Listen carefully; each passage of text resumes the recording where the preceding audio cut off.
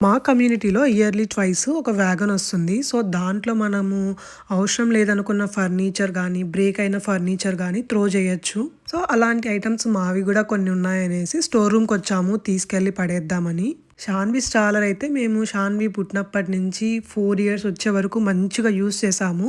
దాని తర్వాత అది బ్రేక్ అయిపోయింది. సో, పడేసే టైం వచ్చింది. మేము రేర్‌గా యూజ్ చేసే ఐటెమ్స్ కానివ్వచ్చు, కార్డ్‌బోర్డ్స్ గానీ గూడా ఈ స్టోర్ రూమ్‌లో స్టోర్ చేసుకుంటాము.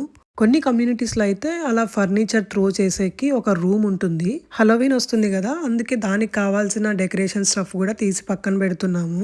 అసలు మనకి స్టోర్ రూమ్ ఎంత పెద్దగిచ్చినా సరిపోదు. ఎంత పడితే అంత మనము ఫిల్ చేస్తాము. ఇక్కడ వీళ్ళది చూడండి చాలా ఎంప్టీగా ఉంది. మనమైతే ఆ విధంగా పెట్టే సమస్యే లేదసలు. నేను చెప్పినట్లు బ్రేక్ అయిన ఐటెమ్సే కాదు, కొంతమంది బోర్ కొట్టి కూడా పడేస్తూ ఉంటారనమాట. ఇంక కొత్తయి తెచ్చుకుందాంలే అని. సో, అలాంటి ఐటెమ్స్ కూడా ఉంటాయి. ఇక్కడ వేసిన ఫర్నిచర్‌లో ఏవన్నా బాగున్నాయి అనుకుంటే కూడా ఇంటికి ఫ్రీగా కూడా తీసుకెళ్ళిపోతూ ఉంటారు.